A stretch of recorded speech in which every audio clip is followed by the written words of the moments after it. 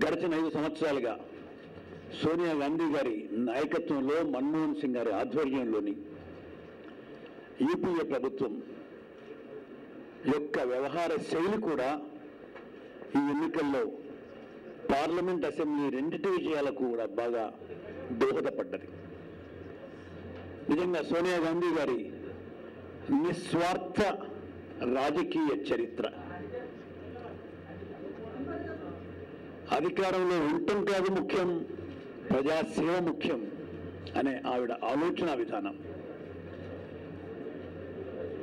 మన్మోహన్ సింగ్ గారి పట్టుదల, మరి ముఖ్యంగా ప్రజల యొక్క మేలు గురించి ఆలోచన చేయవలసి వచ్చినప్పుడు అధికారంలో ఉండటము లేకపోవటం అనేది ఏమాత్రం లెక్క చేయవలసిన పని లేదు. ఈ ఎన్నిక ముఖ్యంగా చంద్రబాబు నాయుడు, తెలుగుదేశం పార్టీకి సంబంధించిన చంద్రబాబు నాయుడికి సంబంధించిన వంచనకు, కాంగ్రెస్ పార్టీకి సంబంధించిన విశ్వసనీయతకు పోటీ అనే విషయాన్ని నేను చెప్పడం జరిగింది.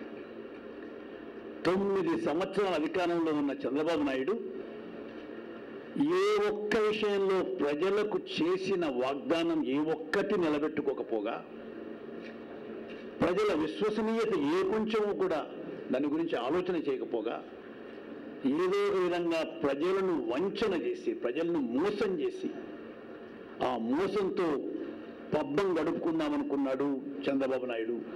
దాన్ని రాష్ట్ర ప్రజలు పూర్తిగా తేట తెల్లంగా కళ్ళకు కట్టినట్టు గుర్తించారు. వాళ్ళు ఆ విధంగా గుర్తించారు కాబట్టి ఎన్ని రకాలైన ప్రలోభాలు పెట్టినా, ప్రలోభాలకు గురి చేసినా, క్యాష్ ట్రాన్స్ఫర్ లాంటివి, ఉచిత టీవీలు లాంటివి, కలర్ టీవీలు లాంటివి, రకరకాలైన మోసపూరిత వాగ్దానాలు చేసినా ఈ మోసపూరిత వాగ్దానాలకు ఏ ఒక్కరూ కూడా మోసపోలేదు. రాష్ట్ర ప్రజలందరికీ కూడా మమ్మల్ని ఏ ఒక్కరు ఇటువంటి మోసపూరిత వాగ్దానాల చేత మమ్మల్ని కొనలేరు అని చెప్పి రాష్ట్ర ప్రజలు మంచి తీర్పిచ్చారు. అటువంటి తీర్పుకు వారందరికీ నేను హృదయపూర్వకంగా చేతులు జోడించి నమస్కరిస్తున్నా, హృదయపూర్వకంగా.